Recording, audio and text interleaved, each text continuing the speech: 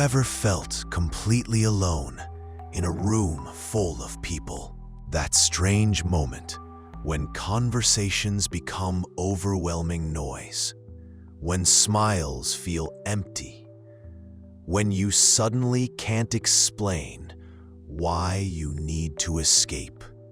What if this feeling isn't a flaw, but a sign that something profound is awakening within you? The world calls it social anxiety or awkwardness. Pause. But what if it's actually your sensitivity being amplified beyond what others can comprehend? This is the untold journey of the spiritually awakened in a world that values constant connection above all else. What others experience as a gentle breeze, you feel as a hurricane.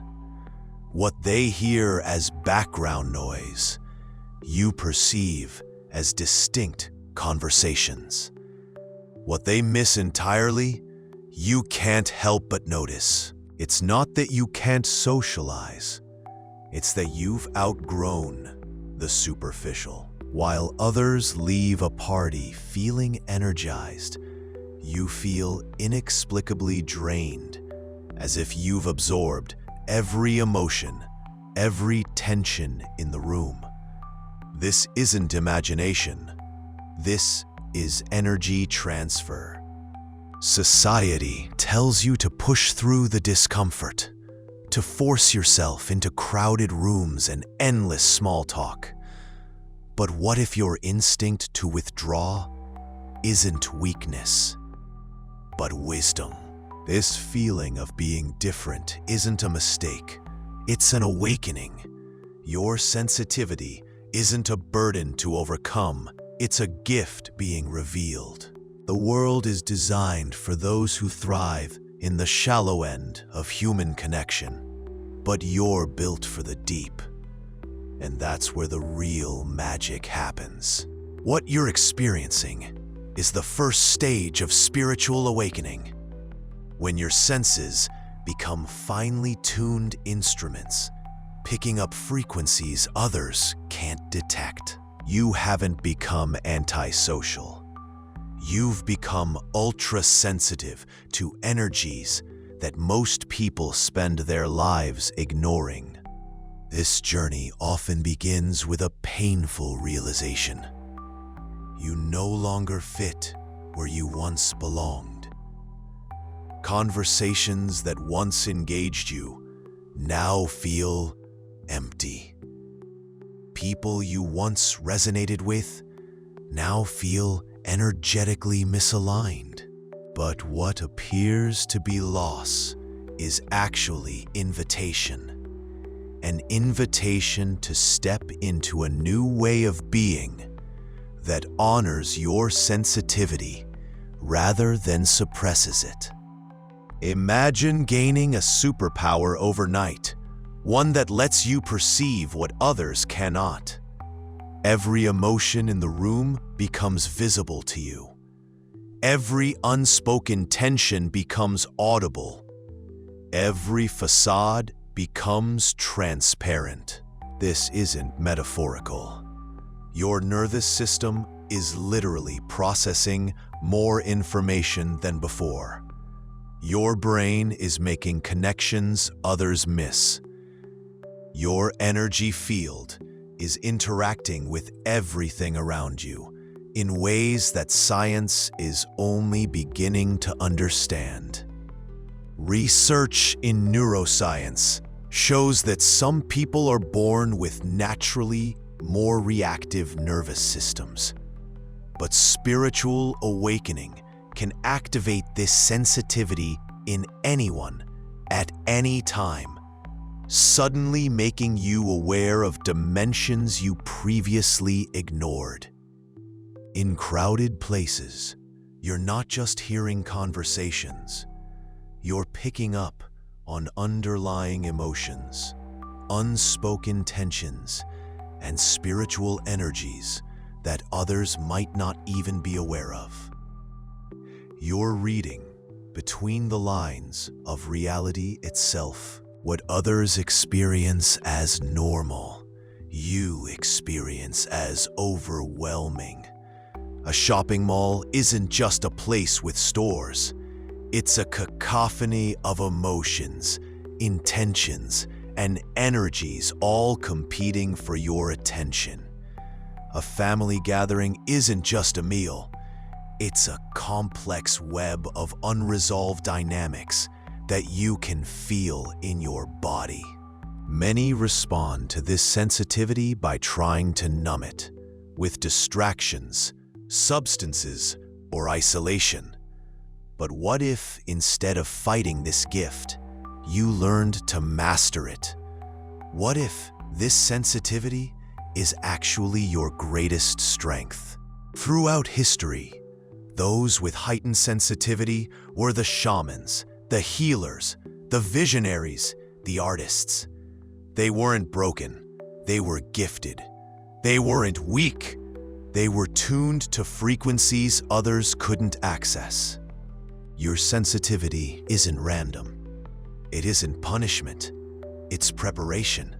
The very qualities that make social situations challenging are the same qualities that will allow you to perceive truth, create beauty, or heal pain in ways others cannot. Learning to manage this sensitivity is like learning to play a finely tuned instrument. At first, every touch creates overwhelming sound. But with practice, you learn to create beautiful music, to shield when necessary, to open when appropriate, to discern which energies deserve your attention. What begins as overwhelming sensitivity can evolve into your greatest gift. The sane perception that makes a crowded room unbearable today might allow you to heal, teach, create, or lead tomorrow in ways uniquely yours. As your spiritual awareness expands, something strange happens to your social life. Small talk, the currency of casual connection, begins to feel not just boring, but almost painful. Suddenly, discussions about the weather, celebrity gossip, or status symbols feel like empty calories for the soul, while you're starving for something nutritious. You crave conversations about purpose, meaning, truth, things that feel real in a world of increasing artificiality. This isn't just preference. Your body physically responds differently to deep versus shallow interaction. Meaningful conversation activates different neural pathways, releases different hormones, and creates a sense of genuine connection that your awakening spirit now requires. Our society is designed to keep conversation at the surface level, safe, predictable, and ultimately forgettable. We're taught to avoid religion, politics, emotions, or anything too deep.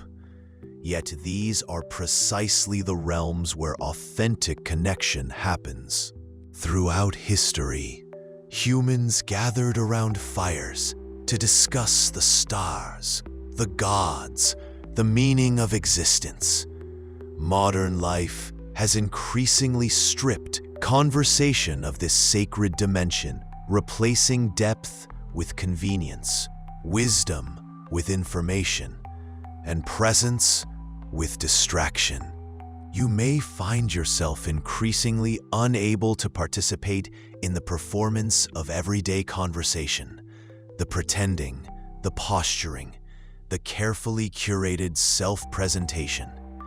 Your awakening spirit craves authenticity, even when it's messy, uncomfortable, or unconventional. There are levels to human connection that most never explore. Small talk is level 1.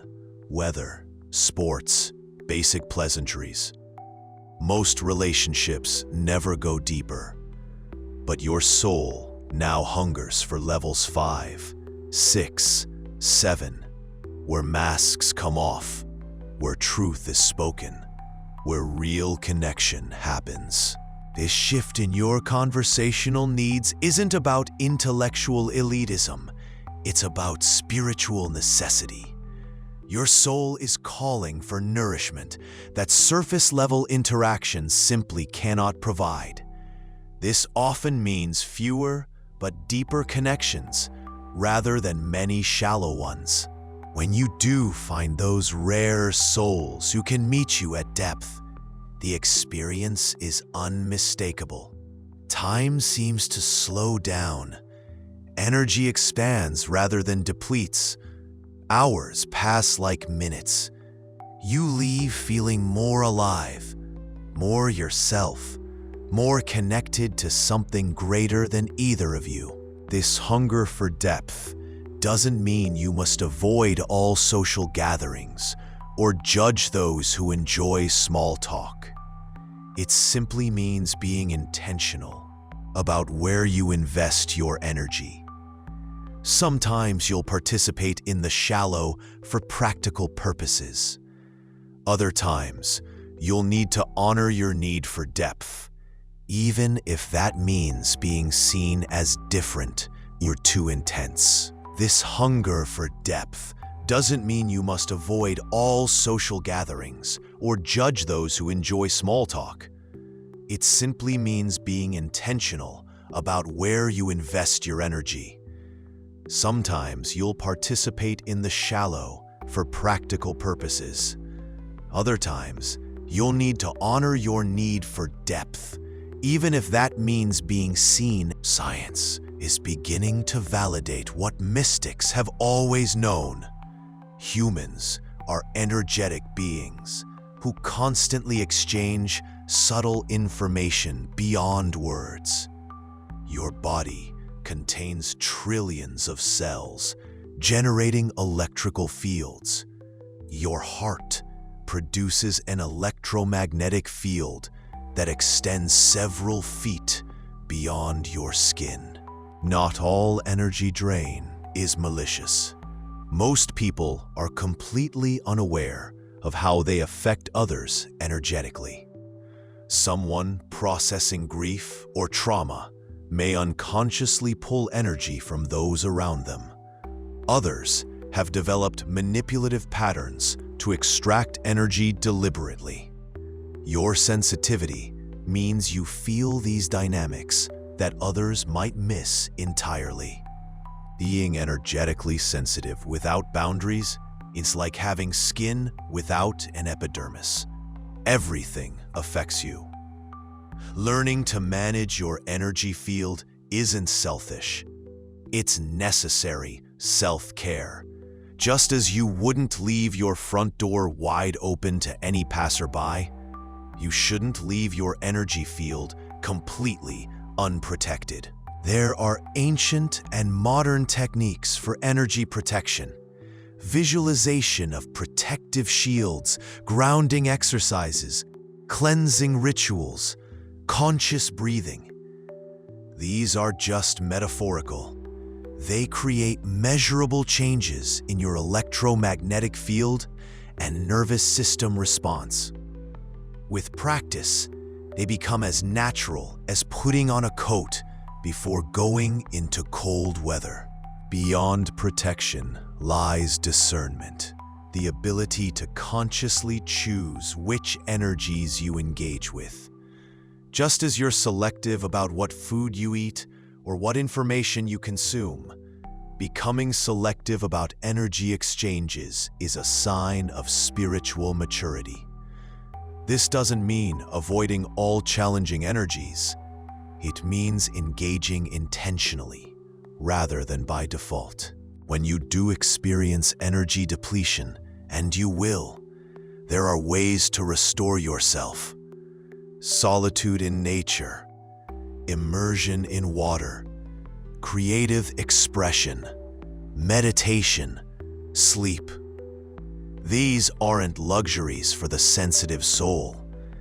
They're essential practices that enable you to maintain your gifts without burning out. With time and practice, what begins as a difficult effort to protect yourself becomes intuitive mastery of your own energy. You'll know instinctively when to open and when to shield, when to engage and when to withdraw. This isn't about fear or avoidance. It's about conscious choice and spiritual sovereignty over your most precious resource, your life force itself. Throughout history, the greatest spiritual leaders and teachers consistently sought solitude. Jesus regularly withdrew from crowds to pray alone on mountains. Buddha found enlightenment in solitary meditation. Moses received divine guidance alone on Mount Sinai. This wasn't weakness or antisocial behavior. It was essential spiritual practice. In today's world of constant connection, solitude has become increasingly rare and increasingly valuable. Your mind and spirit were never designed for perpetual stimulation, endless demands for attention, or constant exposure to others' energies. Just as your body needs sleep, your soul needs solitude to integrate experiences and hear its own wisdom. When you withdraw from external stimulation and the energy of others, something miraculous happens. Your nervous system resets. Your energy field repairs itself. Your inner voice, drowned out by the noise of others, can finally be heard. Insights arrive. Creativity flows. Healing accelerates. Society often pathologizes the need for solitude, labeling it as antisocial, depressive, or avoidant. But for the spiritually awakening, solitude isn't a symptom of dysfunction. It's a sacred practice. It's not about escaping connection, but about connecting more deeply with yourself and the divine, so you can bring that depth back to your interactions with others. Solitude takes many forms: meditation in nature, creative immersion, contemplative walking, silent retreat. The external form matters less than the internal quality, the willingness to temporarily withdraw from external stimulation to allow your inner landscape to reveal itself. Even brief periods of true solitude can sustain you through days of social engagement. The key is not to wait until you're completely overwhelmed to seek solitude, but to build it intentionally into your life rhythm. This might mean daily meditation, weekly nature walks, monthly retreat days, or annual deeper immersions. It means having the courage to say no to social obligations when your soul requires restoration, even when others don't understand. With time, what begins as uncomfortable solitude often becomes cherished sanctuary. What feels like painful isolation transforms into precious communion. The very state that once triggered anxiety becomes the foundation of your deepest peace. This is the paradoxical gift of spiritual sensitivity. Your need for periods apart ultimately enables more authentic connection when you do engage. One of the most profound and disorienting aspects of spiritual awakening is the metamorphosis of your very identity. The you that existed before, defined by roles, relationships, beliefs, and societal expectations begins to feel increasingly like an ill-fitting costume rather than your true self. As you awaken, you increasingly recognize how much of your former identity was constructed to gain approval, avoid rejection, or simply fit in. Decisions large and small were unconsciously filtered through the question, "What will others think?" Now, a new center of gravity emerges, one driven by authenticity and inner knowing, rather than external validation. This identity shift can feel deeply disorienting. Relationships, career paths, beliefs, and values that once seemed fundamental to who you are may suddenly feel foreign or limiting. You might look in the mirror and barely recognize the person looking back, not physically, but essentially.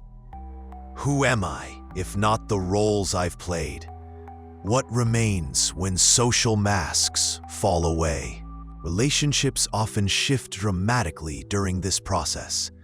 Some people in your life will sense the change in you and pull away, feeling uncomfortable with the new authenticity you embody. Others might try to pull you back into old patterns, finding your transformation threatening to the status quo. A precious few will celebrate and support your emergence, even if they don't fully understand it. Yet within this disorienting shift lies profound gift, the opportunity to rediscover yourself beyond conditioned patterns and expectations, to realign with your authentic essence and purpose, to make choices based on inner truth rather than external pressure. This isn't selfishness. It's the prerequisite for genuine contribution. Only by becoming authentically yourself can you offer your unique gifts to the world. Navigating this identity shift requires immense self-compassion. There is no roadmap for awakening, and the process rarely unfolds in a neat, linear fashion. Old patterns will resurface. You'll sometimes fall back into people-pleasing or fear-based choices. The key is not perfection, but presence, gentle awareness of the process as it unfolds, and patient commitment to your authentic emergence. Remember that this identity transformation follows an ancient pattern recognized across spiritual traditions: the death and rebirth of the self.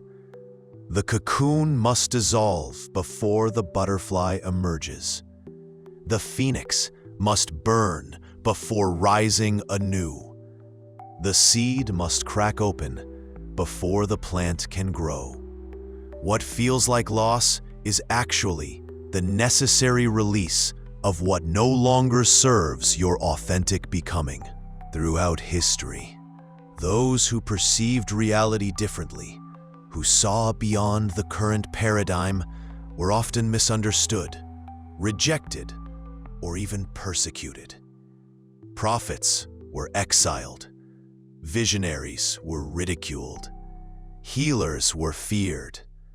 This pattern repeats across cultures and eras because those operating within conventional consciousness naturally resist perspectives that challenge their worldview. When your perception expands through spiritual awakening, you begin to see layers of reality that remain invisible to many others. Trying to communicate these insights often feels like describing colors to someone who's only ever seen in black and white. The fundamental frame of reference is different, making mutual understanding challenging, even with the best intentions. When you share your evolving perspectives, you may encounter a range of reactions. Some will dismiss you as overthinking or being too sensitive. Others might label you as weird, new agey, or unstable. Some may feel threatened and respond with anger or mockery. A precious few will listen with genuine curiosity or recognize the truth in your words, having glimpsed similar realities themselves. This consistent misunderstanding creates a painful dilemma. Do you speak your truth and risk rejection? Or do you hide your authentic perceptions to maintain harmony and belonging? Many awakening individuals swing between these poles, sometimes boldly expressing their insights, other times hiding them entirely, and often finding uncomfortable middle ground by diluting their truth to make it more palatable. Yet, within this painful experience lies hidden gift. Being consistently misunderstood often forces you to clarify your own understanding, to distinguish between genuine insight and spiritual bypass, to discern when to speak and when to remain silent. The resistance you encounter becomes the very force that strengthens your connection to your truth, much as resistance in physical training builds muscle. Wisdom in this journey includes learning the art of translation, how to express the same truth in different languages for different audiences. With some, you might use scientific terms. With others, psychological frameworks. With others still, metaphor and story.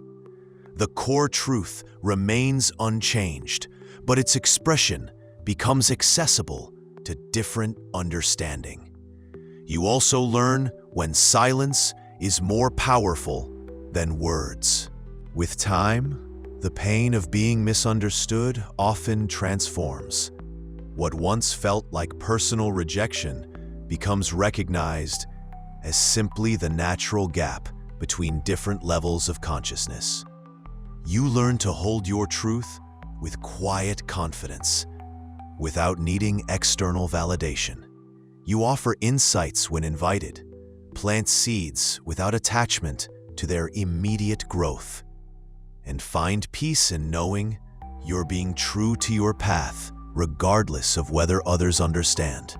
While awakening can bring periods of necessary solitude, it doesn't mean you're destined for perpetual isolation. Throughout history, spiritually awakened individuals have found each other, sometimes across vast distances, often through coincidences that seem guided by invisible hand. These soul recognition experiences are unmistakable, a feeling of "I know you" that transcends the time you've actually spent together. Unlike conventional friendships built primarily on shared interests or circumstances, these soul connections are based on energetic resonance, a recognition of similar frequency or vibration. With these individuals, you don't need to dilute your perspectives or censor your experiences. There's an ease of understanding that defies explanation, as if you're operating from the same unspoken foundation. Your soul tribe may not be a single unified group. You might find different aspects of yourself mirrored and nourished by different connections, some offering intellectual stimulation, others emotional understanding, others spiritual growth, others creative collaboration. Like facets of a crystal, these various connections illuminate different aspects of your wholeness. Finding these soul connections in a world organized around very different values can be challenging, Geography, timing, life circumstances, and social structures can all create barriers to connecting with your spiritual family. Many awakening individuals go through periods of intense loneliness before finding their people. The journey often requires patience, trust, and willingness to follow subtle guidance, even when it defies conventional logic. The paths to finding your people are varied and often unexpected. Some discover kindred spirits through synchronistic meetings that defy probability. Others find connection through shared purpose work, spiritual communities, creative endeavors, or even online platforms that transcend geographic limitations.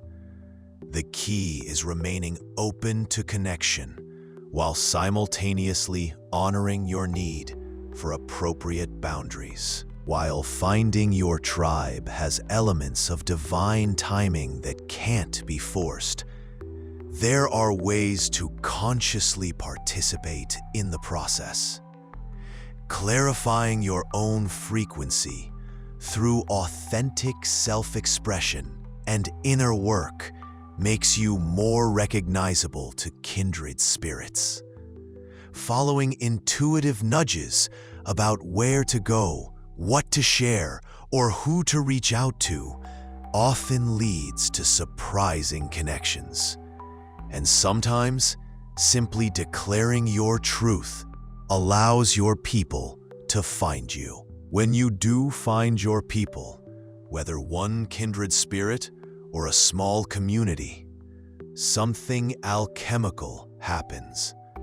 Your individual light is amplified, healing accelerates, growth deepens, creativity expands.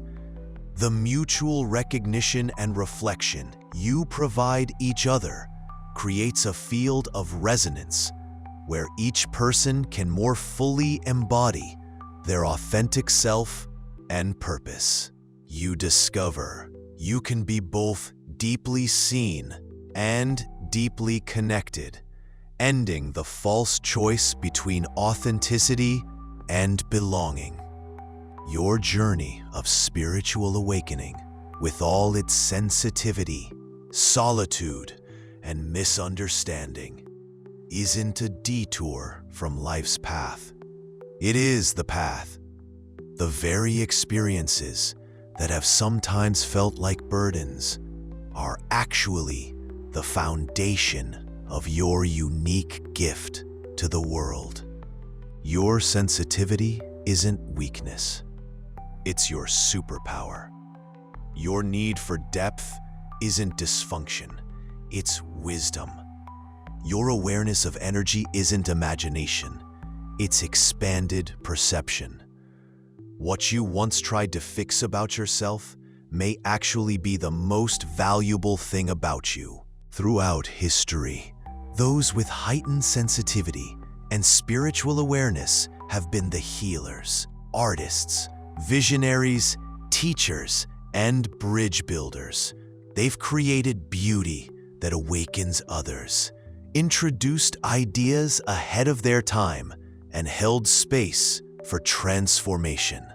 Their sensitivity wasn't a liability, but their greatest asset once they learned to channel it with purpose. We live in a time of tremendous transition. Old systems and paradigms breaking down as new ones emerge. The very sensitivity that makes you feel like an outsider is exactly what's needed in this global transformation. You can perceive what's emerging before others can. You can feel both the pain of what's dying and the potential of what's being born. This makes you a natural bridge builder between worlds. Embracing your spiritual nature doesn't mean withdrawing from the world. It means engaging with it in a new way. Your sensitivity becomes your contribution. Your depth becomes your offering. Your unique perspective becomes your gift. This integration isn't about perfection, but presence, bringing your authentic awareness to whatever path calls to your heart. Whether that's healing, creating, teaching, parenting, or countless other expressions. The world doesn't need you to be like everyone else. It needs exactly who you are, with all your sensitivity, depth, and unique perspective. Your specific combination of gifts, challenges, and experiences has prepared you for a purpose that only you can fulfill in precisely your way. When you embrace rather than fight your spiritual nature, you discover not just relief from struggle, but the profound fulfillment of living in alignment with your soul's design. So perhaps it's time to reframe the entire question. The issue was never, why can't I be around lots of people? But rather, what is my sensitivity revealing to me about my unique path and purpose? Your feeling of being different isn't a problem to fix, but a signal to follow. Your need for deeper connection isn't weakness, but wisdom, guiding you to your authentic tribe. In embracing rather than resisting your spiritual nature, you find not just peace with who you are, but the exhilaration of becoming who you were always meant to be. Your sensitivity becomes your superpower. Your depth becomes your gift. And the very experiences that once made you feel like an outsider become the foundation of your most meaningful contribution. You are not alone in this journey. Across the world, others like you are awakening to their sensitivity and purpose, each in their unique way becoming lighthouses rather than hiding their light. As you embrace your true nature and gift, you give silent permission for others to do the same. And in that quiet revolution of authenticity lies the hope for the world's transformation.